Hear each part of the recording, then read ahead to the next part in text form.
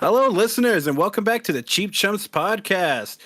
Today, I have with me to my virtual right once again is George, my man. George, go ahead. Howdy. And to his virtual right, we have coming back for a second time, if I recall, Ernie. What's up, guys? Hello, and today we're recording on September 26th of 2021, and there's a couple reasons why that date excites me. Tomorrow's my birthday, so if you happen to know me or if you would love to, I'd appreciate a comment down below just saying happy birthday. You don't have to, no biggie. And B, Or we're just send them poggers on the way. Something. sure. I'll even take a poggers. I'll take it. And B, if we are, if I recall, 3 days afterwards of a Nintendo Direct that just showcased not too long ago, and few exciting things, few things we've been kind of expecting or we're waiting for at least, and just a few surprises. And I know there was a big surprise for me. But before any of that, something else that also dropped throughout the week was the Cowboy Bebop live action trailer that Netflix has been working on. And I'm going to give a small preface that I never watched the anime. I don't really know anything about Cowboy Bebop other than the main dude is named Spike, correct? Somebody? Yes. All right, so I know his name is Spike. And from here, I'm going to throw it on over to George. George, go ahead. All right. Just prefacing this, I've watched Cowboy Bebop a long time ago when I was pretty young, and probably I think one of the first shows I realized like, oh, this is what an anime is, other than like Pokemon or DBZ as a kid. But um, this has been announced since 2018, and then they showed the cast. So John Cho is going to be Spike Spiegel, and Daniela, I think Daniela Pineda, Pineda. yeah, is Pineda. I think it's Pineda. Pineda. Yeah, she's gonna be Faye Valentine, and Mustafa Shakir is Jet Black. And just looking at their designs and looks in the live action, they're pretty spot on comparing it to the anime, in my opinion. And the trailer is probably a faithful adaptation of the original intro from the anime back in the day, and it's also using the same intro by the composer Yoko Kanno. It's Tank, and Okay. she's Yoko Kanno is also going to be she's returning to this show to be the music composer, and apparently she's also going to be doing some new original tracks as well for the show, which is pretty exciting. Okay, well, here's something. And when I was watching the trailer, here's what I got. I'm slightly more excited about it than I was previously because they look. I think I've seen the opening. I know I've heard the song Tank like 100 times. Yeah, it's Um, pretty iconic. but it was exciting because it looked like they were really trying to recreate the opening. Now that, like, if they're just doing that to nostalgia grab fans, you can have your spites about that. Some people do, some people don't. For me, that kind of says like they're really trying to recreate. I don't know if the magic is the right word to use here, but the luster of having that anime and just putting it on to live action. They're trying to bring it over, just be like, hey, some of you may have already seen and watched this story 100 times. This has been since what, the 90s? Um, I early don't 2000s. Since early 2000s this anime has been around. So a lot of people have already watched it again, watched it with their kids even, and we're saying we're bringing it back and it's going to look different. And so that is both a concern and probably a delight. It really depends on which side of the spectrum you stand. I thought trying to go for the recreation is nice. I can only hope the best, and I really like Daniela Pineda. She's the only way I've been updated because I follow her on Instagram, and like I've seen her like practice and do training. Like she puts out clips and looks like she's trying to get into it or like really trying her best. So that kind of sends me a good vibe, if that makes sense. And Ernie, you said that you've only seen the Cowboy Bebop movie, is that right? Yeah, so I've seen one movie, and it was, obviously, if you know anime, it's there's a story, and then they put out some movies that kind of go with the story. So it was totally out of context. Like I had no idea what was going on. It looked cool, but I just didn't understand the whole story. So I mean, I enjoyed it for what it was, but I had no idea what was going on. So from the trailer, if you notice, like at the end, they were showing like some weird characters, other like the main cast. Those characters are actually based off the episodes that like they're like the antagonists, I guess, for each episode that might happen. So it looks like they're doing a more of I wouldn't say maybe a 1-to-1 from like the original anime. I was kind of hoping it would be a little bit more original or do like some side story stuff that didn't pertain to the anime. But so far it's looking good. Like the trailer looked pretty good. There's like some nitpicky things you can have here and there, but overall I think it looks good. And all I can do is just hope out that it comes out well. I will say one thing really quick. In the anime, there were actually 4 characters because there's like a like a hacker kid called Ed. Um, and I don't know the reason why they don't have a kid actor to portray Ed. Since they only have the Spike, May, and Jet, and there is going to be a corgi dog called Ein, which they do have Ein in, so at least there's that. Yeah, I remember you sort of mentioned this the other day when we were talking that they were excluding a kid. What was his name again? Sorry, Ed. Yeah, and Ed is pretty ambiguous of like their gender because the fan base still can't determine like is Ed a girl, is Ed a boy. It has a if you look up Ed from Cowboy Bebop, you'll see like they have a very like fluid looking gender. Like you can't tell if they're male or female, which is cool. But I don't know. Maybe Netflix doesn't want to touch on that or whatnot. So maybe they're like, oh, I guess we'll have to cut out Ed. That's just on speculation. So I don't know if that's the actual reason. Yeah, I looked it up, and by the way, Ed's full name is, and I will try my best, is Edward Wong Hao Pepelu Taruski the Fourth. Yeah, that's why we just call him Ed. Little fun fact. Hey, Yeah. question. Go So does Netflix say he's not in the show, or they just haven't said anything? Like he might come in later on in the episodes. I highly doubt because they would have had Ed in the trailer because they have Ein and Ein like the corgi, and he pops up in the first episode of the anime. So I assume he'd be popping up at least in the first or second episode. And they have, like I said, they have May there. May doesn't show up until I think episodes 2 or 3. I can't exactly remember, but Well, that's what I'm thinking. Like, oh, they might not have Ed. So well, for me, I guess there's no example I can really think of, but for me, I'll say like just looking at some small screenshots or images, it looks like Ed is rather important. So maybe like excluding Ed would hurt some of the fans, so to say. If I were a fan and like let's say they did I don't know if a Scooby Doo live action is comparable, but let's say they like removed Velma just because like who cares Velma? Everybody looks at Daphne, right? Something like that. I would probably be upset. So that's all I can. That's the only like straw I can put in that hat right now. yeah, So- like the story will be kind of like definitely altered if Ed isn't in the show, which is at least will make things a little bit more interesting. But So I will say this. I don't know how accurate this is, but cheatsheet.com says showrunner says those looking for Ed in the live action series will be, and then quotations, will be delighted. really, So again, I don't know how accurate this sheet is. I don't know if it's rumors or legit. Who knows? But this was on September 26, 2021, so it's pretty recent. Okay. huh? Well, I mean, I just gave my first impressions. It was only like a minute and a half trailer. It's shaping out to be looking good. Again, I don't know who 90% of those characters were. I only knew like the 3 that you see a lot. Spike, May, and the other one whose name I already forgot. Jet. I'm sorry. Jet. I know nothing about this show.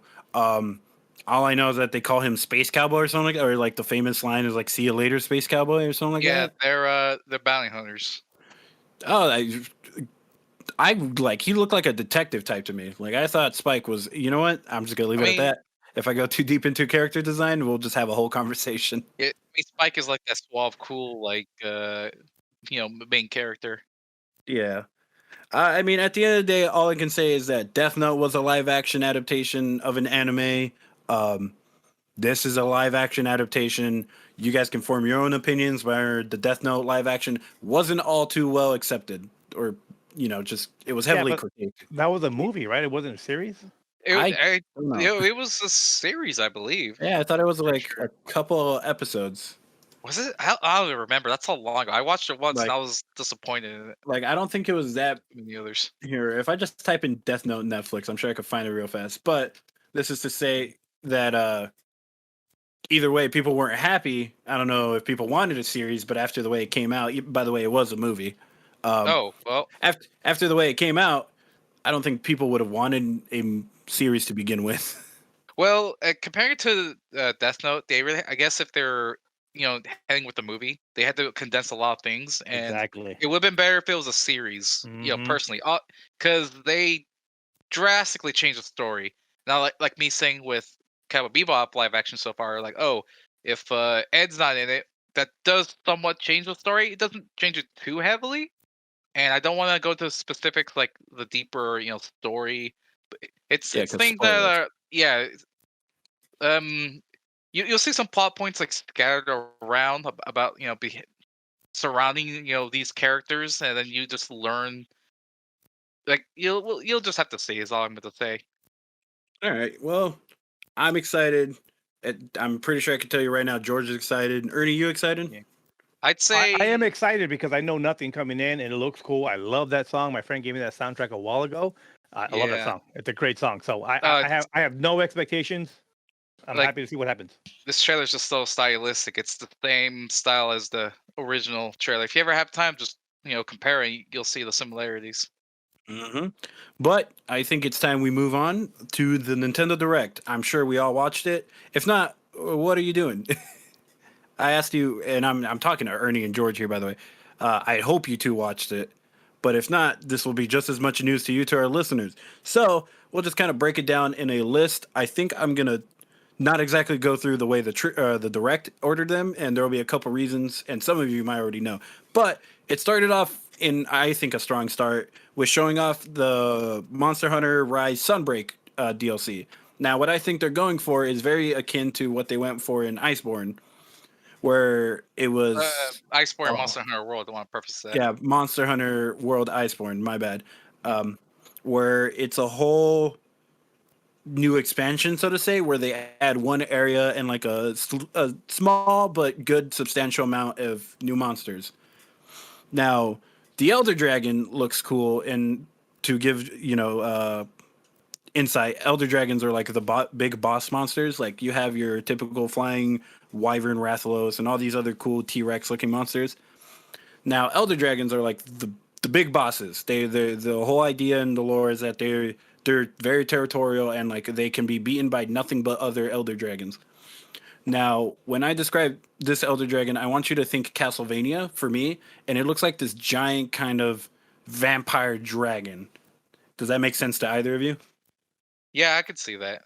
Yeah, so I'm excited for the monster, the new locale that just looks like some beat up castle. However, I feel like it's too soon for DLC. And someone correct me if I'm wrong.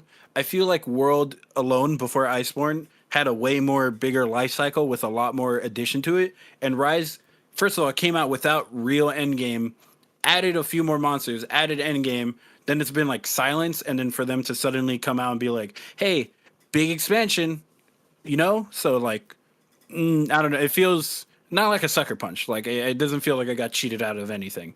But Mhm. doesn't it feel like they're really trying to rush this game, or they try to like rush that game just to throw something a DLC pretty much at you just to get $40 more out of your wallet? I will say the one good thing about this DLC is it's day one on PC as well, which is good for I guess the PC community of playing Monster Hunter Rise. So there's that. But Wait, where I did you never hear that? I saw it on an article that big I probably should have linked it to you or something, but I did Probably see also or it was on it find was out either which article. was it article or Twitter? It was saying that some break was gonna be day one on PC as well. Monster Hunter Rise Sunbreak expansion is coming to PC next summer too. Yeah. Oh, all right. So that might But be it. I never played Rise, but from what I've seen, because I did play World, but World was more constant with like its content updates. Like they would add more new monsters more frequently, and then they had more events. And then after a good chunk of new content that they had, then they finally released Iceborne, which is even more content. But looking at it from Rise, it definitely feels like this is way too soon, and they should have probably add more monsters or more stuff to it beforehand. Mm-hmm. That's exactly what I'm saying. But Ernie, what do you think? You're the other person here who actually bought and played the game. Uh yeah. And at first, I agreed 100% with Marty that I think it's way too soon. They didn't support it enough. But now, reading this article saying that it's going to come out on PC, that's probably why they're doing it. Because instead of re-releasing it Rise for PC, they're going to do like the bundle Rise and um, the new expansion, and then that's going to be like a PC bundle. So I think Mm. that's what they're doing, probably, right? I I yeah, when you put it like that, I suppose so. I didn't really know that it was coming to PC. That being said, I don't know what's the word. I don't know why they didn't release it on PC to begin with. I hope it wasn't a world situation where they were trying to figure it out. I would have guessed with Rise that they had it figured out, if that makes sense. But that's just me. That's just me voicing that out loud. Yeah, Yeah, and I agree. Like I don't know, like I liked World, obviously. I liked it more because it was literally like a big world. You would have to kind of hunt the monsters. You would take you a minute to find them, and then you would hunt them, and it'd be big battles. Some battles maybe just for me because I suck, but some battles will last 30-40 minutes. And playing on the Switch, every fight's 10-15 minutes. It just doesn't have that grand feel to it, that grand hunt. And I know it's on the Switch, and they probably did it because of battery. That thing probably lasts an hour and a half on battery. So, I don't know. I have mixed feelings about Rise. yeah, like you're trying, I guess, the more grand scape for portability because you could play it on the go, which is pretty Yep. nice. All right. Yep. Well, yeah, I played a lot of World. Because I think Monster Hunter is great. Ironically, George here is the one who got me into it, but I think Yeah, he's the one person I played the least with out of everybody. it's because I was And at work. What do you look, want man, from we won't get too deep into that, but I still have some spites there. But Rise is Wow. great. um, Sunbreak, if I can forgive it because we still have to wait like a couple months, like half a year practically. But the other dragon looks cool, and it's really funny because I read on their Twitter they're like, oh, and we're gonna bring back another historical or not historical, another monster from an older series, and I was just like, how many monsters from older series you have? Like that doesn't really specify at all who's coming. So I just thought that was kind of silly. But Monster Hunter Rise Sunbreak comes at you of summer of 2022. The very next game that's on this list, Mario Party Superstars. Now, I kind of made fun of George, where like when we talked about Tiny Tina's Wonderland 2 weeks ago, where he thought it was gonna be a DLC. Now, for me, I didn't think this was gonna be a DLC. I knew it was a game. However, looking at Superstars, I became half convinced that this could have just been a DLC regardless, and I would like believed it. So, firstly, George, I apologize to you. Secondly, Mario Party Superstars is using the same engine as Super Mario Party, which was the last Switch game, the last Mario Party, but all it is bringing back nostalgia boards, and it's just has a bunch of mini games. If that makes sense to I, anybody, I'm pretty sure they're like classic mini games as well, like throughout the series. I wouldn't know. But what do you guys think on it? Ernie, I'll ask you first. I did not play many Mario parties, so I mean, I think it's fine for people that want it. It should, make some people happy. For me, it's a complete pass. All right, then what about for you, George? I imagine you've played like Uh, at least a couple of the 64 and GameCube. oh yeah, because I own the 64, and I think I've played the original Mario Party, Mario Party 2. I think at a friend's house I might have played 3, and then at the time I couldn't afford a GameCube, so I skipped during all that. And then recently, I think when we played together, yeah, like the Super Mario Party. Yeah, it was Super Mario Party.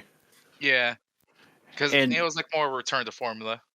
yeah, I appreciate Super Mario Party because 9 and 10 got a little weird where they had it that you all travel the board together for some reason. Now that's just Uh, not fun. like It's not I've fish. never played Monopoly and went like, what if I moved me and my fellas at the same time and we just all went around But like, if because it was Ernie's turn, he gets to buy this property. Like that, I don't know. To me, that first of all, Monopoly doesn't sound fun to me. But in general, that would sound even less fun. And then to add on to that, Super Mario Party brought it back, and they also did this thing of giving each unique character special dice, so it mattered who you played. Now in Super Mario, or not Super, in Mario Party Superstars, that title is going to have me so thrown off for the next couple Yeah. months. It looks like I think they got rid of special dice, but it's still keeping the 1 through 6 instead of 1 through 10. But I guess that's not fine. I guess that's fine if the boards are smaller. And that's all I can really say about it. I mean, it's just another game. Feels sort of like a nostalgia grab, which nostalgia grabs aren't bad. You know, when they remasters Demon Souls and stuff like that, sometimes it's like, sure, it's a nostalgia grab, but also they changed it or they did a lot of good things to it, or it's just like for the new generation to play, right? For me, Mario Party Superstars, like, I feel like they just very heavily are catering more to like classic boards. Come back and play them. Come back and play the mini games. Enjoy. And like Well, they $40 suckered. or $50, please. I was gonna say they suckered me. I'm definitely getting this game. Well, then there you go. You got one. For me, I think online though, it kind of sounds like fun because that's something the Switch game or Super. God, again, these titles. Super Mario Party should have had because Day one, yeah, they really yeah, should have. but they didn't add it till 2 years later, and this is what makes me think Superstars was a DLC in a way because you could tell they tested the online with Super Mario Party for Superstars because they wanted to get it right. So in a way, that's good. I can't blame them for that. That Yeah, being at said, least it's a good thing it's coming day one multiplayer. yeah. That being said, 2 years is a really long time for you to add online to your Mario Party. It really is. Yeah, but I think Oh, that's all. Oh, go on. One quick thing. Also you can get a Pro N64 controller that they're releasing. That is evil because if you ever played that as a kid and you did like the mini games where you had to spin the analog stick, you use the palm of your hand. That would burn. Yes, I was a kid once. Yeah, I remember, and I remember there was a big lawsuit, and the idea. But most kids, we didn't have access to internet. You were supposed to send in a letter to Nintendo, and they would send you special gloves. But most kids, we I didn't wish do I that. was told this. Yeah, well, you know, we didn't have the internet really. And side note, you don't have to use your palm. You want to because you want to get the maximum, leverage or score or whatever you're doing, but you don't have to. Yeah, that's true. And I'm sure when they're releasing these ones, they're going to be softer. I doubt they're going to be exactly the same because then that's just a lawsuit all over again. They're But- Bluetooth, or What wireless. if they already just include the gloves from the get go? Like here you go, kids. Then why? They're Nintendo's making themselves waste more money because now they have to manufacture gloves alongside. Like I don't know. But that being said, I'm not gonna buy it because like I always thought that controller design was stupid, even as a kid. But you know, I was forced to play. I had a Nintendo 64. What was I gonna do? Like try to connect an Xbox controller? It wasn't gonna happen. Ernie wouldn't let me borrow his. I would not. Exactly. So, but I think the design is stupid. We have Joy Cons. Why bother for me? And I might get that controller just because of nostalgia. I'm not gonna lie. Yep. And a reading from real fast, Gamatsu.com, talking about Mario Party Superstars. I keep wanting to call it, I really wish they just called it Ultra Stars or something. Just that super keeps throwing me off so hard. But apparently the stages, or the returning boards rather, are Woody Woods, Yoshi's Tropical Island, and Horrorland.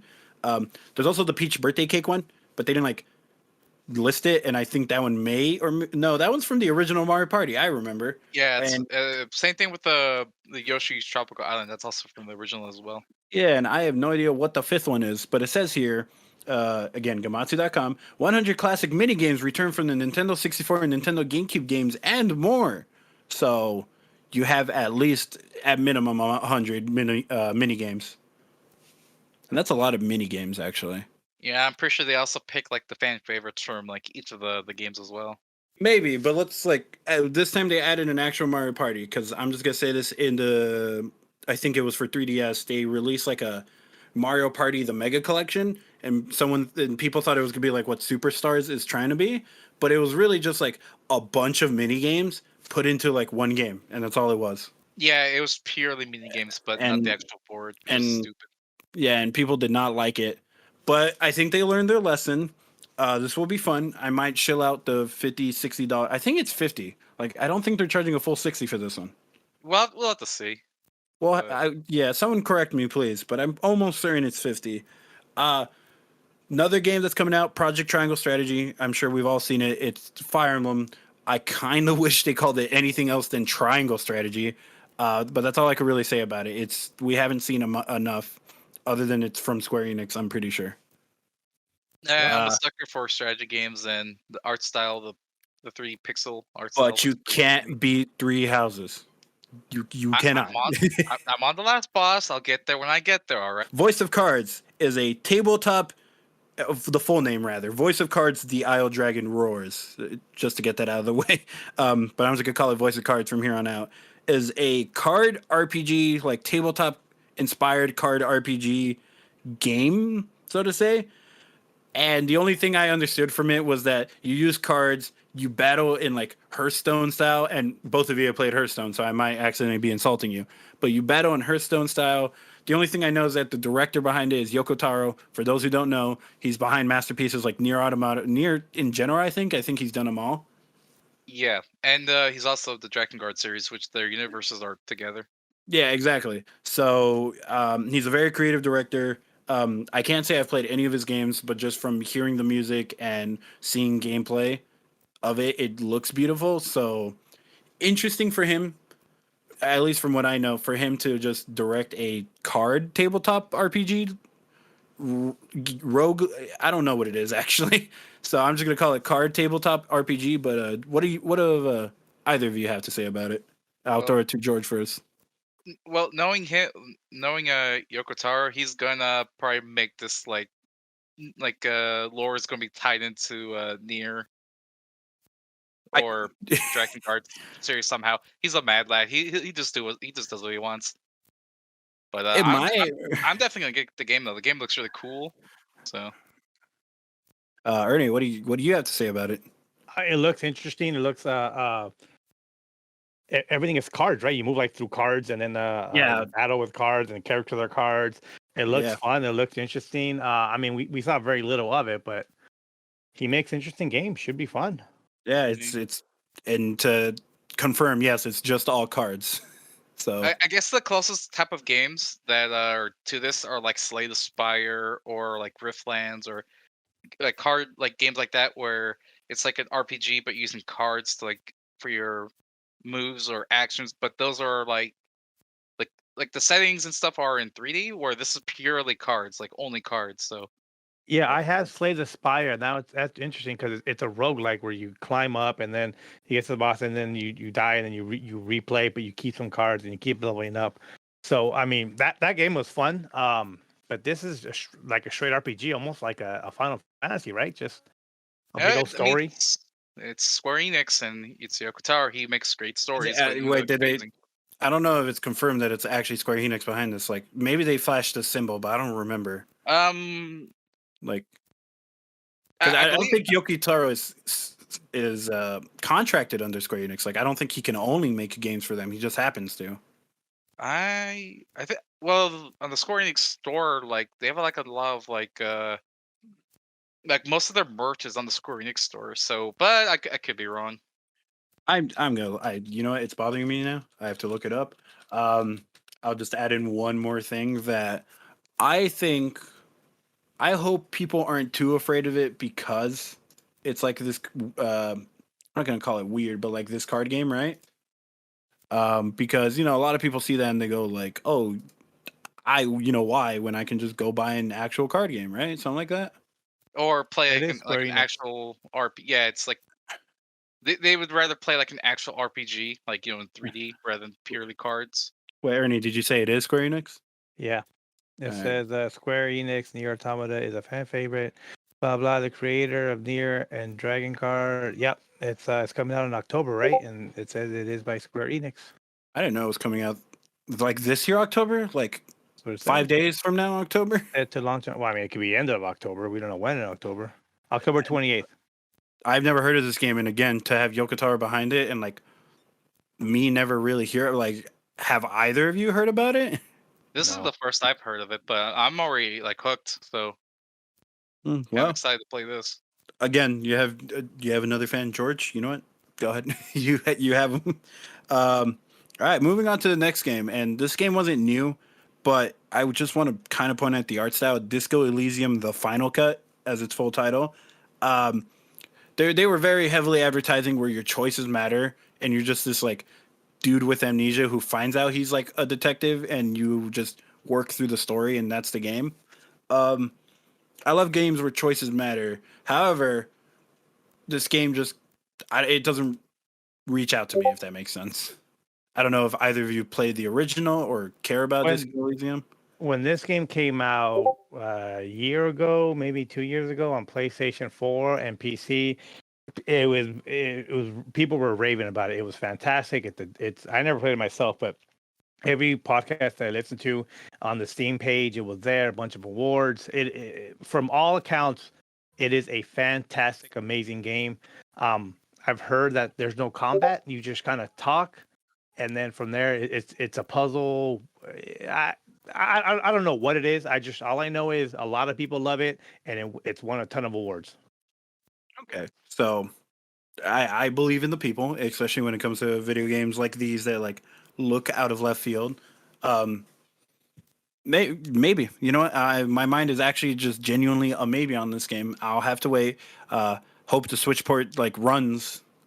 Sometimes Switch ports are known for not being the best, but you know what? Maybe just I'll see. I'll see what it has to offer. I do like the art style. I think it's a very unique art style. Yeah, I've heard very good things about Disco Elysium, and I've been wanting to maybe get it on PC, but if since it's coming out of the Switch, that portability. So Well, you know again, that the final cut might also come out on PC. Haven't looked too much into all I of these believe games. I believe it's just all the DLC. Yeah, But so the Final Cut's already out, but check it out. Disco Elysium won the Game Award for Best Narrative, Best Role Playing Game, Best Independent Game. That's in 2019. And 2020 won the BAFTA for Debut Game, BAFTA for Game Award Music. In 2019, it won Game Award for Best Debut Indie, and BAFTA it won the Game Award for Best Narrative. Well, now that it's in India, I almost feel like I have to try it because if I wouldn't, I know somebody who would dislike me for not trying it. Honestly, if you get it, I mean, if you get it on Switch, that's the one thing I hate about Switch. When it comes to Switch, it's portable, it's fantastic, but there's that Switch tax where it's going to be $50 on Switch or it's going to be like $20 on PC. Yeah, yeah, because Nintendo, yeah, and they have to. pl- I have to assume they have to hold a quota of some sort. I'm sure, yeah. but still, Plus the battery, in case you want to play for a long time. They really need like a Switch Pro with like increased battery life or something. just carry a battery pack on you at all times, forehead, You're right. My mistake. or at least some portable charger. I mean, I know I have some for my cars and stuff, or when I go on long trips. Can't say the same for everybody, so I understand. Yeah. But Disco Elysium, art style looks great. I'm actually more convinced about buying it now. I look forward to it, or looking more into it at anything. Hyrule Warriors. I kind of forgot. Let me be more specific. Hyrule Warriors: Age of Calamity, because I forgot about the Wii U game, and technically 3DS version too. Age of Calamity. So what I know is that it's a prequel to Breath of the Wild. Breath of the Wild is a great game. We all played it. Legend of Zelda: Breath of the Wild. I think we all played it. I watched my brother-in-law play it. Okay, well you will say that counts. Yeah, Um, close enough. I remember it was one of the games that made me want to get a Switch to begin with, and it's a beautiful game, but that's not the focus right now. This prequel game, um, it's those warrior games where it's just slash and dash. You're running through mobs of enemies. You feel overpowered as always, and it's generally a good feeling most of the time. But it gets repetitive, and unless they like throw really good story or something new at you, it just like kind of gets over the top. Like you do it for an hour or two, and you get tired. And I say that because Hyrule Warriors: Age of Calamity, I forgot it came out, A, and B, that they were doing expansion passes.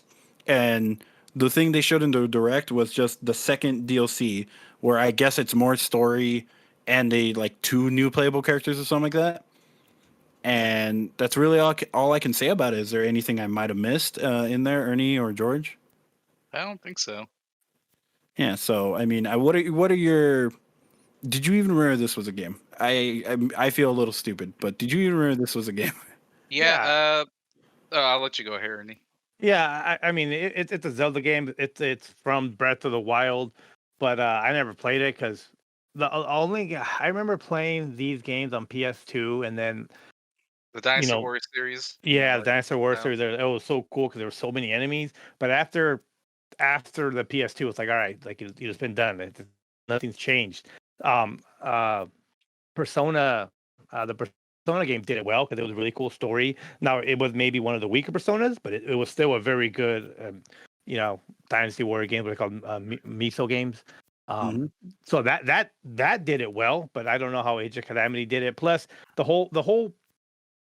coolest part of those games is how many enemies are coming at you, and you jump in and swing in. There's enemies everywhere, and I don't know how well the Switch can handle that. I got Fire Emblem Warriors on the Switch. It can handle it pretty well. It's not taxing. That being said, Age of Warriors, Age of Calamity, my bad, is definitely looks like a cleaner game because it's had more. The team has had more experience on the Switch. It's not even the same team, but just more experience on the Switch in general. And it looks like Breath of the Wild if you just like change the camera a little and like the controls. Does that make sense? Yeah. Yeah. So don't think it's all too taxing. I'm sure they figured it out by now. But it's just again the same thing that just like we already had Hyrule Warriors, and I know Hyrule Warriors did really well because great story, and it was like a crossover game between a bunch of Legend of Zeldas. So you got to play as all these characters. Agatha for some reason, the Bug Princess, but like also Midna was in there. Some other fan favorites. I can't remember them all to be honest. Toon Link, Toon Zelda were added in later. Ravio even from Link Between Worlds. If anybody played that one, I thought that was a great game. But Age of Calamity is just all Breath of Wild stuff, which again is a really great game. But like your cast of characters is already limited, and I don't know how much more story they can add in when Breath of the Wild exists because we get the idea. Ganon wins 100 years ago. They tried to set up robots to like defend against Ganon, and that was like the worst thing because all the robots turned and killed everybody. That's it. The world was in ruin for 100 years. Spoilers. Okay, well, sorry, but like Breath of the Wild came out 4 years ago now. It's not really on me anymore. But DLC 2 is coming out, so if you play that game, you're excited. More than welcome to. Let me know how it is. I'm genuinely interested, but I just can't, especially after Fire Emblem Warriors. I just can't put faith in him anymore. I need something to rekindle that. Next game, I am unironically excited for this Chocobo Grand Prix. Now, first of all, I didn't know this was a remaster, both. I still don't know because I know there was a Chocobo racing game on the PS1, I believe. Yeah, and it came out in 1991 or 1999. My bad. So over 20 years ago. Yeah. So this was like I think after Mario Kart 64 or somewhere around that time. Let me tell you, sit down, kids. Let me tell you a story. So Mario Kart came out 64, and it was a great game, fantastic game. So everyone started getting their own Hell yeah, kart it was. racers. So Final Fantasy was this Chocobo game where I never played. I saw it, I remember it. I just never played it. But yeah, this was at that era where everyone just had their kart racers, every mascot. Okay, and clearly this one did so well that it held itself up for 22 years, and then they said in 2021, you know what? It's time again. They said, give the people what they want. Because not a single person I know went, man, is that 1999 Square Enix Racer? Like, I want that back. Now, I thought it was like a whole new game or whatever, and I want it because I am looking forward to the FF14 crossover of this game, where I can get a Chocobo on roller skates mount, and I want nothing more. I don't care if the game does well, horrible, or whatever. I just want that crossover to happen. So I don't know. I was gonna say I just looked up, and apparently this is the sequel to the game that came out. See, exactly. Oh, it's They're a sequel. Nice. Yeah, exactly. So they were like, for 20 years, this game has held strong. There's been a strong community. It's about time we gave the people the second one. And You here know, what I Okay. hope, what I wish is that there's a Square Enix employee who, for 20 years, has been saying, he's been going to the bosses, guys, the Chocobo Racer. And they're like, no, the people aren't ready. And then on the one day, the boss opens the door. It's like, okay, today's the day. Apparently, this was first announced in 2010 for the Nintendo 3DS, but then its There's no development was way. its development was outsourced, the quality suffered, and then it was canceled quietly by 2013. And I guess they worked on it again. And now here we are. Somebody again, that man that Ernie just described. He kept bringing it back. 2013 or somewhere around there was a sad year for him, but he held hope. Never gave up. Never gave up. And look at us, Chocobo GP. Unless they throw in Sephiroth or Cloud, because I've come to love them a lot. I don't think I'll get it. Although the idea of Final Fantasy crossovers are always fun. That being said, Dissidia was interesting. It's an It was arena alright. fighter for sure. It was all right. That's all I But can say. I think giving it a more traditional 2D fighter would be more appreciated. But that's not what matters right now. Racing game looks fun. It wouldn't be too hard to sway me to buy it, especially if the crossover's cool. Which, by the way, here's a funny little story. The game George got me into, Monster Hunter World, was actually the game that convinced me to try FF14. So, with that line of logic, if FF14, this crossover does happen and it's interesting, wouldn't it be funny if it was the game that got me into Chocobo Grand Prix and had me start entering 60? Oh, by the way, to add this in, there are 64 online connectivity where it could be all of you in one tournament in an 8x8 elimination bracket style thing. That's So actually wouldn't pretty that, cool. so wouldn't that be That's funny? pod race. Because to me that'd be hilarious if that's what just got me to actually buy this game. But not much we can say about it. It's just a kart racer, Cash Bandicoot is what I almost just said. Crash Bandicoot just redid theirs. Theirs was actually just a remake. It did pretty well, so I don't know. It could be a second era of kart racers, maybe. Or you think? Well, Mario Kart will still stay king, but Now do we you need an think up-to-date Sonic racer. they We did need say Mario Kart 9. That's what we need. we do need it? But I'm True. curious. I don't think it'll actually happen. But is there even a Wait, slight What possibility? if we do like a Smash Brothers thing, but just for the Mario Kart? It's like everyone's here. Like we got people from Chocobo GP, we got Sonic. You, my friend, didn't play Mario Kart 8 because we're getting there. You just got to give it time. I mean, base game. I'm not saying DLC. Base. Again, got to give it time. But do you think Mario Kart will have to cut a little piece of the cake out for others now, or do you think it's just gonna come back around to Mario Kart being king and no one contests it? Heck, F-Zero couldn't even contest it, and they're the same. They're owned by the same people. I mean, F-Zero fans got scraps this direct. At least they got something I mean, I would barely count that as something, but better than nothing. yeah, I don't know. That's my question I pose to the people. I mean, competition's always good. Yeah. Moving on is a game that I was genuinely surprised about. Kirby and the Forgotten Land. It looks open world ish. I don't want to say it looks like Kirby 64 crystal shards or something like that. I forgot what the title was, but I remember playing that game as a kid. I think I rented it at a Blockbuster. Remember, those existed, by the way. Yeah. From a We're old. Blockbuster, and I was like, I don't want to play this, so then I didn't. But I don't know. This one looks cute and charming, although it takes place in a dystopian land. And what's scary about Kirby is that Kirby lore is so out of the blue. Reminder that there's been universal dimensional demons that have fought Kirby or whatever. So Land of the Forgotten could be anything. It could really anything can come out of left field out of this game. What I want to hear what you think about it, Ernie. It looked cool. I don't think I've ever played a single Kirby game in my life. So, I'm glad it's out there. Enjoy it, people. All right, what about you, George? I played a few Kirby games, and I think the first one I did play was the one from N64 back when I was a wee lad, and it was pretty fun, and I loved it. So this game can capture that same nostalgia, I guess, from when I played back then. I'll probably enjoy it.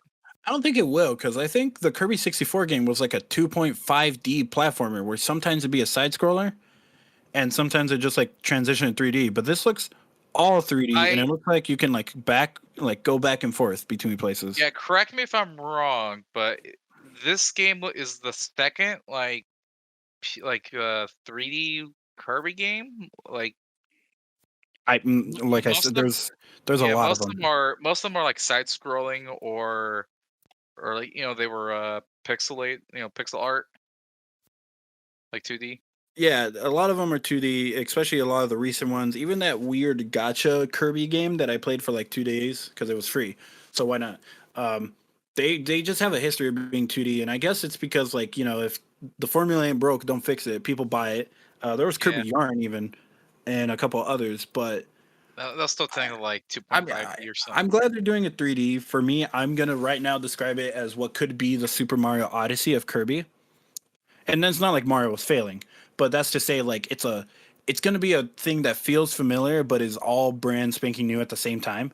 Like it reinvigorates a lot of players, brings in new ones, brings back the old ones. Heck, even Ernie bought it and he never beat it. And I remember Ernie told me his knack or bad history of never beating Mario games. I actually went back and I did beat um, Galaxy. I rolled credits. I did not get max stars, but I rolled credits, and I thought it was fine. I thought it was a good game. I went back to about a month, about 2-3 weeks ago. I beat Ori, and that is by far my favorite platformer.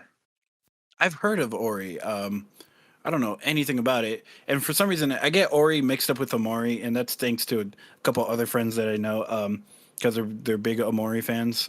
Shout out to Jay. But I always mix up Ori and Amori, and like I look at them and I go like they're nowhere near the same because Ori's like this little like white creature thing, right? Yeah, Right. dude, best platformer I've ever played. I think you can get it on Steam for like $5. Best platformer I've ever played. I don't know, man. Have you played Sly Cooper? Oh, that's not. That's I have not platformer. played. I did not have a PS2. I did not play Sly Cooper. I've heard good things, but You're missing that. it's Insomniac, right? Yeah, um, I'm pretty sure. Sucker Punch. Never Talking to mind. Punch. Yeah. Ghost of Tsushima people. Yep. Yeah, they know how to make a game. But Ori, $5, best $5 in my life.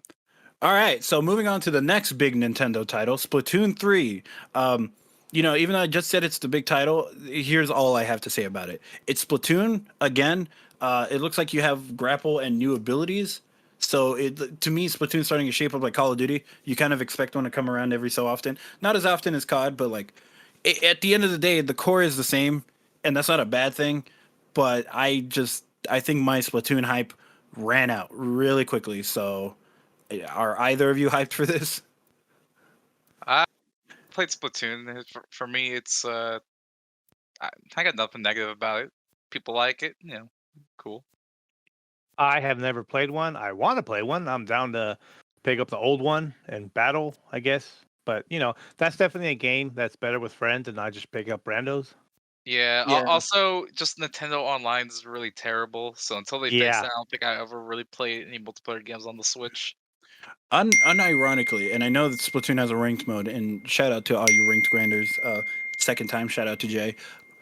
But I gotta say, it is interesting that Splatoon has like a ranked league of some sort. Like people play for a lot of games do, so I can't be too surprised. But for those, I'm sure there's a large community that are excited for Splatoon. For me, like Ernie just said, like I have to play with friends, and even then, I just kind of go like, I don't want to play Splatoon anymore, guys. So I don't think I'll get this one, and I got the last two, but like, all right, I bought the second one, played it for like a week, and went, I've been here, like it just feels like the same. So I think that's all I could really throw on about it. Story is story. They're gonna fight some more octopi, and they're also gonna fight some mammal things because I guess like the way they explained it in the story was like, hey, return the mammals. Like, have you ever wondered why the only mammals have been two random cats? You don't have to. And I'm like, no, I never really cared. I just assumed this was a world where you're a kid and also a squid. Like, I didn't. Do you guys think of story when you look at Splatoon? Not really. Like So cool. I'm glad, but like, it just felt weird. Also, let me take this time and throw in now. This direct also advertised a lot of other directs and we'll talk a little bit more about the Smash one, but they like went like, hey, there's gonna be a Smash direct, the last one, and an Animal Crossing one. And I thought that was kind of funny because like at that point, why not just like wait to tweet about it? So I feel, to me, and I think they also said this, that there was going to be a Splatoon direct. Like, to me, if they're going to have a Splatoon direct, why not just like wait to save it for that? Does that make sense? Yeah, it was like a Mhm. commercial for a commercial. It's pretty Yeah. ridiculous. Yeah. So that's the only reason why I bring that up. And Splatoon 3, everybody. I mean, hey, maybe if I have enough friends, I'd be more willing. Um, but really, I think I only know one person who would even try to convince me, and I'm not even sure if they're gonna get it.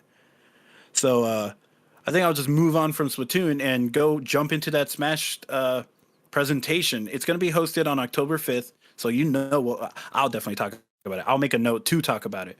But right now, I want to bring up some speculation on who it could be, and I'll save my opinions for last. So Ernie, I think you're the least experienced in terms of like Smash gameplay. So who do you think slash want it to be? It's either gonna be, now hear me out before you say anything. I got two guesses. Either Sonic or Sephiroth. Okay. I don't. Damn, I like. wish I See, had here's the your thing: is what that you I think. don't. I don't know how serious or not serious he is. That's how I know how much he hasn't played. No, like seriously, it has to be something big. It's gonna be, this is the last one they said until they give Sakurai another dump truck of money. So I think it has to be big. It has to be crazy. Something from Sony maybe, or something from Dude, another one from Microsoft. it would be amazing if they got something else from Sony. You're Yeah, because at this point it's like, if you're, it's almost like if you're not in Smash, you're not important. You're not relevant, right? Like almost everyone's in there. Like, you hmm know, Well, here's the thing: is that you got to remember that Sony just already is like stingy about just sharing in general. yeah. Reminder that like when they were like, "Oh, crossplay, yeah, let's make it happen." Xbox, Switch, they were PC, they were on board. Sony was like, "No, we want to protect our IPs from, I don't know, I guess competitors, I guess is the one logical thought there." But That's just they they dumb. they were kind of bullied into joining the rest of the gang because a Well, lot of go let on. me tell you, not only were they bullied, like Fortnite has to pay Sony money for the Uh, crossplay. yeah, It's not just okay, cool, we agree to it. It's like, yeah, if you pay us enough money, we'll open up crossplay. yeah. So that's just like they're still being really stingy about it. So and yeah, it's like if you're not in Smash. But reminder, they really tried with their own little Smash thing. They were like, "Oh, we could do it too." PlayStation All Stars, like, come on! And then that was what it was. I could Eh, go a lot it was deeper kind into of that. fun. No. Kinda. It I was like like, I like being raided and ratching. So I mean, like, I had it, and I think it was, if you bought it on the PS3, you got the Vita version for free. I ended up playing the Vita version the most, which is like 6 or 7 battles, and I was like, okay, that's cool. That was it. yeah. So, like, yeah. I think part of it is that, like, they want a lot of money for it to happen to begin with. And it's probably way much more than Nintendo's willing to give for one character that will, like, they'll probably return profit on with the DLC cost, if that makes sense. So, but before I go more deeper, not Ernie, George, sorry, who would you like, or who would you want, or who do you think? Now I'll say the character I probably want, but then I'll say like the characters I most likely would see. For characters I want, I would definitely want someone from the Devil May Cry series, like either Dante or Virgil or Nero. I could It'll probably be either Dante or Nero, since they've been like the main protagonists of the games, and because I would Virgil's like always been the to antagonist. I would like to issue a reminder to George and listeners that Dante is already a me costume, and I know there's no rule, but so Yeah, Oh far, there's yeah. no rule. It would be cool. That's what I said. I'm just saying the character I want. hmm I would still want him in. But realistically, the only thing I could see, I like what they would do is, because they're buddy with Microsoft. The most realistic choice would be Master Chief, because they're bringing like iconic characters in, because like Minecraft Steve and Banjo Kazooie. They're getting like iconic characters in. If not Master Chief from Microsoft, from Sony, if they decide to do a Sony rep, either Crash Bandicoot, or I could see Kratos, since he would probably play very interesting. Those are characters hmm I would see more realistically, but I would still personally would want someone from Devil May hmm Cry. I like those picks. I won't go into mine too deep. I feel like realistically, who is also happens to be a want, I'll say Master Chief. For a lot of reasons, I grew up on Halo. I definitely was not a Call of Duty kid. So much to the point that it used to annoy Ernie how much I played on his Xbox. I remember. But I grew up on Halo. I love Master Chief. I love what he is. I can't say I love what he became, yeah, in like Halo 5 Guardians. But you know, Infinite looks like they're fixing up all those sour patches and stuff. But I would love Master Chief. I remember seeing this little comic on Twitter that like a really cool intro would be for him to like all the other Smash characters would be fighting, and then you just hear like the Admiral from Master Chief 3 from Halo 3. I swear I'm a Halo fan. From Halo 3, where he's like, Chief, do you mind telling me what the hell you're doing there? And then like it would be like Master Chief after he lands, he like pulls off the little cowl, the cape, and he goes, "Sir, joining the fight." And I think it'd be like I would run up the walls of my house. I would go outside and scream. I like would buy, I don't know, I'd buy something for somebody just to make them feel good as I do for being excited. Because like Master Chief, please, like, Nintendo, if you somehow are listening to this, I know it's September 26th and like this presentation is like a week, but if you can somehow like, if it isn't Master Chief and you can alter it to be Master Chief or do one more DLC, I will personally fly out there and give you a handshake. But Martin, have you heard Sakurai is one of our most beloved listeners? You know, right, you're right. I forgot he's actually hardwired in right now. It's like Sakurai, 7 a.m. in Japan.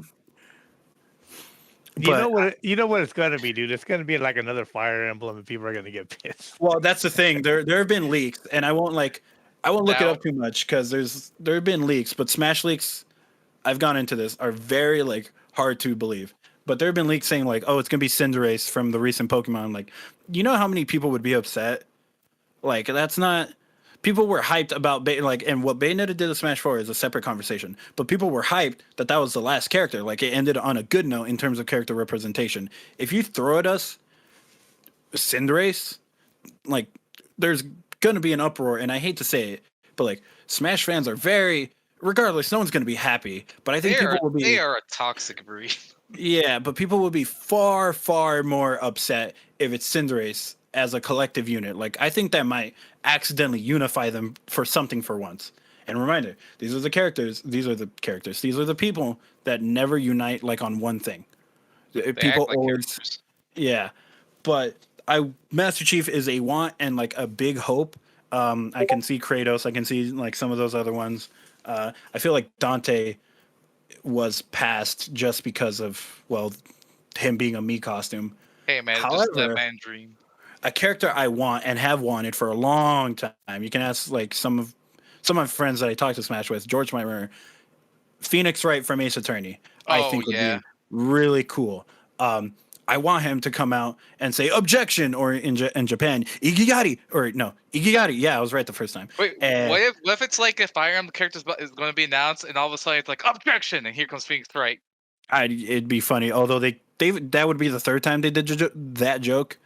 A different style, but like remember they did it with K. Rool and Banjo already. Yeah, but it's still funny. It's yeah, but yeah. I want Phoenix Wright so bad. And to those who are like, well, you know, he's a weird game. Like, how would you make him a fighting character?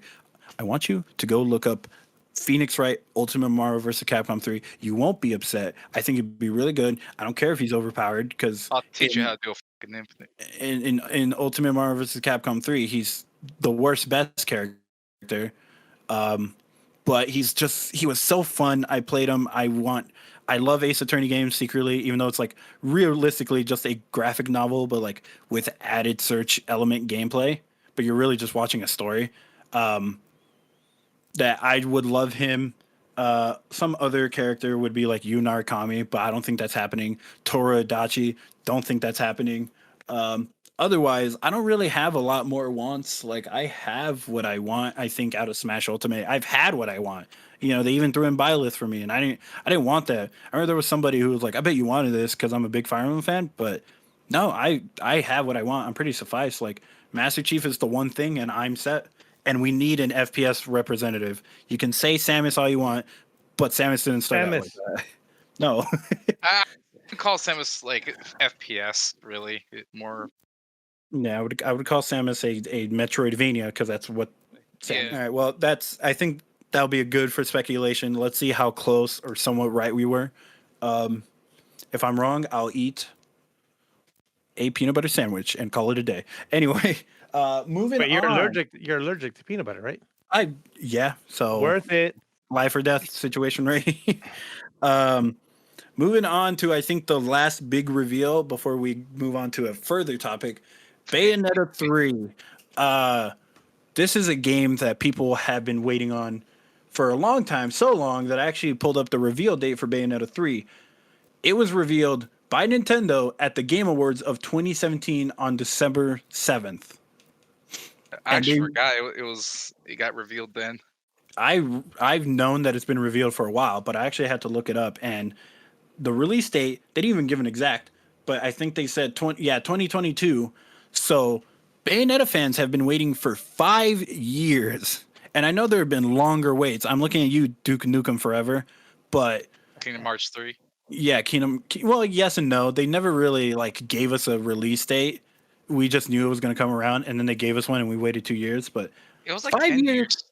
was it? No, because Yeah, I don't think. between 2 and 3, it's like 10-year gap. Well, yeah, but they never went like 3 is coming.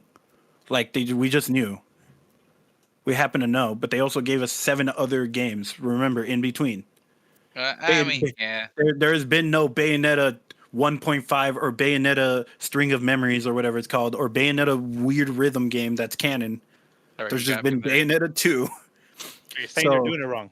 Yeah, exactly. I'm saying, all right, come on, Platinum Game Step. No, this has been a long time coming, and I feel for Bayonetta fans because, like, 5 years is still a while. Like, you can become a whole different person in 5 years, sometimes in 1 year. But like, is this going to be everything you want? Is this going to be? I'm asking the critical questions to you, Bayonetta fans. Is this going to be everything you waited for in 5 years? Are you excited? Do you love the character design? A lot of people do. For me, it feels weirdly childish, and I think that's the point because it's like supposed to be reminding of another character in the Bayonetta series. To me, that's a little weird, but I don't understand Bayonetta lore. I so. was gonna say people have been speculating some fan theories, and I'm not gonna say anything in case because I think it's spoilers from the previous games. But Yeah, it's again, Bayonetta 2's been out for a while, man. 2014. yeah, but I haven't played them, so I like my knowledge of Bayonetta is very limited. So I kind of want to keep it that way until I go back and play those games. I sure, but I'll just say, like, I really want this to be everything you want to out of a third game, and I don't know if they plan to end it here. Most games end at a trilogy, or at least take a break. Like God of War 3, Halo, other examples. Post them here, please. But no, on a serious note, I really want Bayonetta fans to be happy. The presentation was pretty cool. It just looked like Bayonetta, but they did it pretty well. Kaiju battles were really, really cool.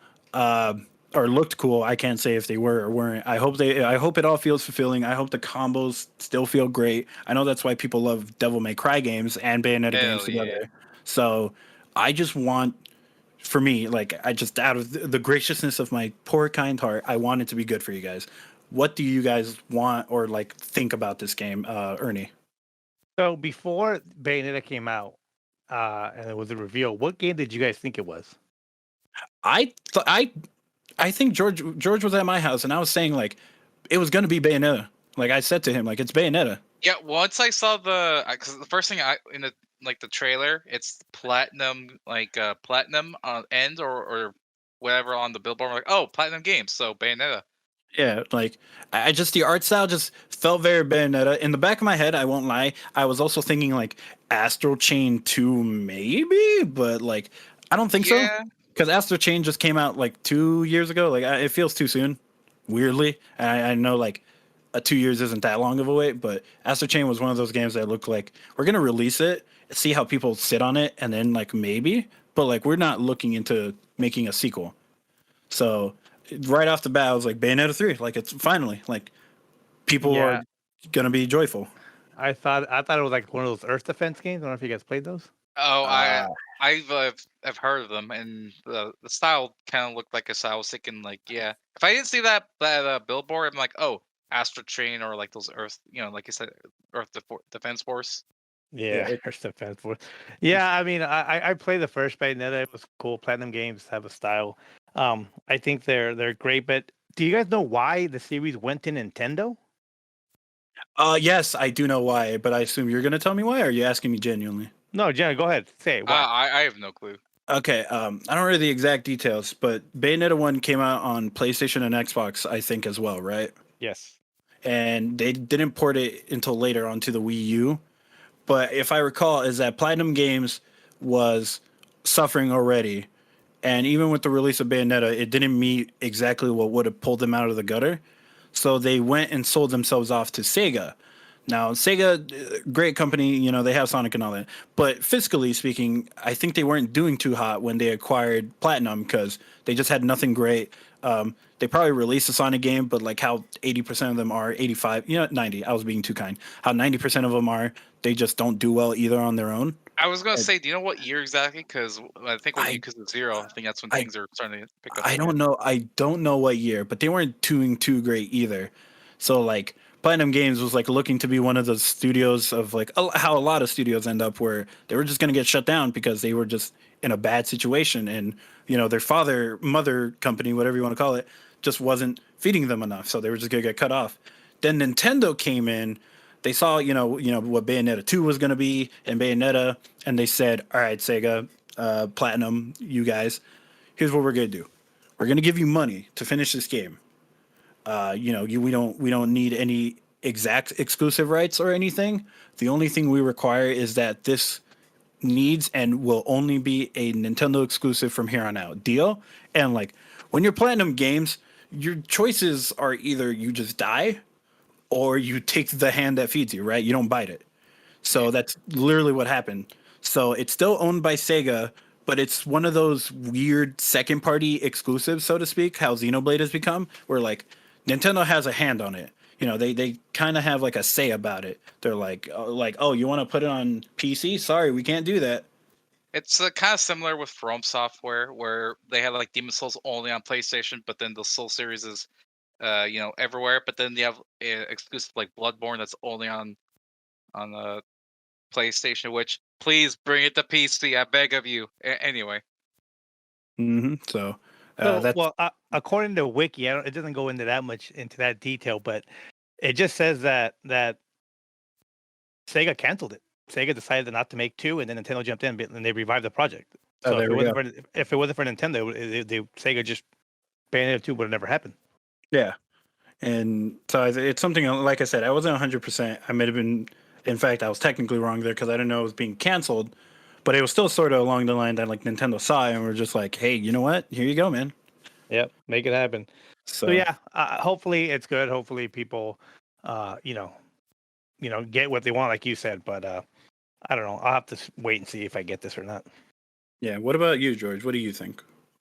Like, do uh, you think, do you kind of want it? Like I said, I want it to be great, but do you think it should deserve, or do you think like, despite the wait, like it could still be a Duke Nukem Forever situation? Because it could.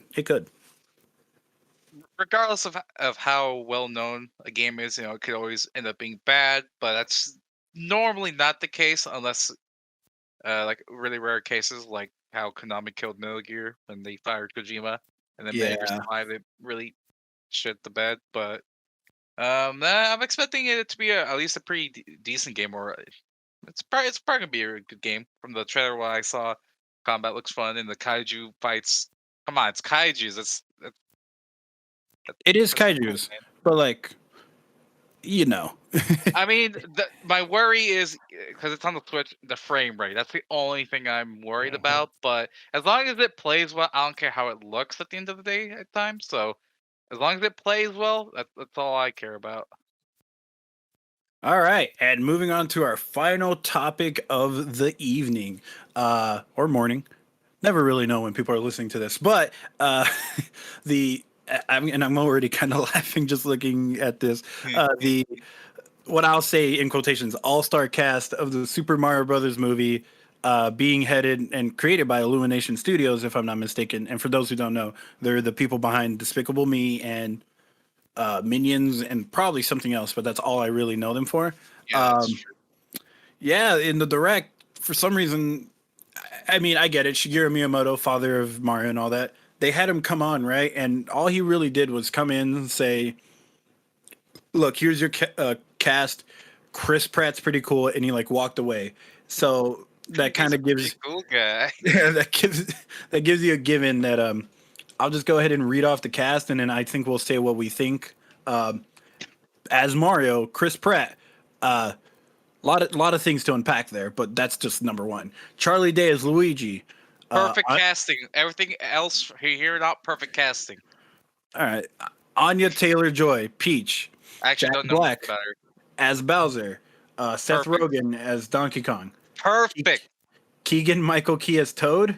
Perfect. Fred Armisen as Cranky Kong. I'm more surprised Cranky Kong's in this film, but Kevin Michael Richardson as Kamek, and Sebastian I'm gonna butcher this. Maniscalco as Spike. Now, those three other characters I was not expecting to be in this movie. I mean, they had to put in some kind of like enemies or whatever. Just first impressions, just after having me read this off, because most of you guys have already known this. Ernie, what do you think? I think this is fine. I think this movie is not aimed towards me. It's not aimed towards you guys. It's aimed for I know what you're talking about. This is 3. perfectly towards me. It's aimed for the younger audience. It's just like the Minion movies. They're not aimed for us. They're aimed for the younger audience. They try to make them fun for the adult as well. But I think it's going to be fine. I think the internet just wants to be the internet, and I think it's going to be good. Man, the memes that come from this have been 10 out of 10. Yeah. Yes. I'll say the memes and all the like internet and like culture surrounding it really great. Ultimately, I'm just waiting for a trailer to give like an actual fair, honest opinion. It's just really, it's just funny because like Chris Pratt, say what you want about him. He's a great actor and all that. He's been in a lot of blockbusters and stuff like that. But like just seeing him and just hearing him with like a Star-Lord or like I forget his character in Jurassic World, but those voices and just like it's a me, Mario. And then like he went to Instagram and like actually like recorded like on his like live feed, said that or whatever in his story, and he just went like playing like as if the internet wrote the script for him, where he was just like, it's a me, Mario. And then he like went on to say like that's not going to be actually the voice. So that gives me a small vote of confidence. Would I have preferred Charles Martinet? Yes, because like even if it's for kids don't ultimately care who's behind the character that much. Like I don't think any cousins I have that are younger are going. Did you see like Charlie Day's Luigi? Like they don't care. So I will say it would be weird for Charles Martinet for him to speak in complete sentences with Mario, because typically, with Mario games, Mario says very brief things or single words at times. He doesn't say like paragraphs or off a script or something, Exactly. which would be very jarring. Which I Right. guess I could see why. But Chris Pratt, I would not have picked my first Mario. I would have said Danny DeVito. But I've heard people like wanting to be Wario, which that's a better pick. So look, sure you haven't heard him, but there are clips out there, and I've seen him because he's pretty good. Charles Martinet, where like he's speaking in full sentences as Mario, and I know you go like, oh man, that's weird, but like it really isn't. It actually isn't all that weird if you look at it critically. Like you're saying that's just as weird as if the roles were reversed, you'd be saying that. If like you're like, oh, Chris Pratt has only been saying these two voice line things. I heard him say a sentence, and I was like, whoa, what the hell? You're not my Mario. So Chris Pratt's a real person. If he only said emotes, like, yeah, that guy's off. That guy's not right. yeah. So No, I mean, your analogy is doesn't he doesn't is not the same. Mario in video games never speaks. He says things and he emotes. The wahoo. yeah. Now we're about to. So that Mario never speaks. So having that guy, I mean, would have been cool. I'm sure. Look, Nintendo has their hands all over this. They were the first to announce it. They're not going to. Who is more protective of their IP than Nintendo? No, Who? I mean, yeah. So Square Enix about there. No, but like I'm like thinking I don't know how Charles Martinet feels, but like I'm going at this that you've had a whole legacy of a character built up for you, and in the industry I've seen it time and time again. Voice actors kind of just get shilled for like big names. Another recent in Space Jam, A New Legacy, like Zendaya, really great actor and all that, but like there's been a voice for that character for Lola, her character, for years, and like who it was just it? kind of I don't remember off the top of my Mm, head. So big, yeah. So yeah, no. What you're saying is true. That these regular voice actors, it's a small knit community, and they're tight packed. And lately, they've been getting pushed aside for major actors. For now, for some reason, the star power is equating to voice acting, which is weird. But that's been happening for a long time Yeah, now. I mean, Yeah. one of the positive things I'll at least say, Charles Martinet is still in the film, so Yeah. he's not completely out, which Yeah, is good. but now I hope he's just him. I hope he's just Charles, just set in the universe of I hope Mario runs by and he just goes like wahoo. maybe I don't know. Like it's hard to say what's gonna happen. Looking at this cast, I don't. Keegan Michael Key is another weird one. Jack Black is kind of weird, but if you look past his past performances, I can see it. Yeah, he's perfect. What do you mean? It just doesn't help that he's always like the spunky, eccentric, like I'm here to party or have a good time type of character most of the time. So like I mean, yeah, if you've seen like films like Tenacious D, which I would not recommend any like younger people to go see that or I kids. yeah, Not really for them. I don't think Anya Taylor Joy is a bad pick. I know she was in that one chess show. That's ironically not the thing I know her from. I know her from the New Mutants, which was like a Fox film about that had certain X-Men like magic and some. I only remember magic. I don't even remember the other five that were in it. It was the Spirit Bear saga or the Magic Bear saga. That's what it was. Yeah. So for what the movie was, I thought she was pretty good in it. Charlie Day's just funny. Overall, I don't have any real gripes. It's more just like it just kind of sucks because like 25 plus years you've been this thing. Hey, say it, Marty. Say it. Not my Mario. Say it. I already did. In fact, you can go back like 5 minutes and sample that again. I think it's gonna be fine. I think it's gonna sell. No, I don't think it's gonna be bad. Just like that's just it. Yeah, I think when my son sees it in the theater, once things go back to normal, I think he's gonna love it and he's gonna have a blast. And I mean, I'm gonna have a blast. yeah, maybe we can play some Mario afterwards. Yeah, I mean, ultimately, I don't care. I mean, I think Chris Pratt's a good actor. I do not ultimately care. I just say empathetic wise, I feel bad for like always time and time again this happens. That like there are people who voice these characters and they're just like, other guy. He's famous. I saw him on the big screen one time. If the next Mario game comes out and it's voiced by Chris Pratt, then I'll join your side. Until then, I think it's fine. There was another video game movie that came out not too long ago, but I don't remember what it was, and it wasn't great either. But Sonic, good job, first of all. Mario, let's hope you do good. If you don't, sorry, just don't make another movie of anything ever again. Either way, either this movie somehow becomes really terrible, it'll still be funny to watch. It might be so bad, it's still funny. I don't know, because the Mario movie is so bad, it's so bad. I don't know. Just imagine Seth Rogen. Hey Mario, you better stay away from my bananas. That's funny. That's a funny prospect. But he's not going to sound actually like that. Like if we take a realistic step away, like we did, that's not what he's going for. Yeah, I know, but that's all I'm gonna imagine. The prospect is going to be funny, and then you're just going to hear him sound like David from work. Just hey Mario, it's me, Donkey Kong. Anyway, like there are things that are so bad it can be so bad. Like it's not even funny. But I think that's all we have to say about it. I think that's all we have for tonight. I'll go ahead and throw it back to George for your outro. George, what do you have to say to the people? Stay in school. Don't drink and drive. Wise words. Good message, Ernie. Watch The Queen's Gambit. It's a fantastic show.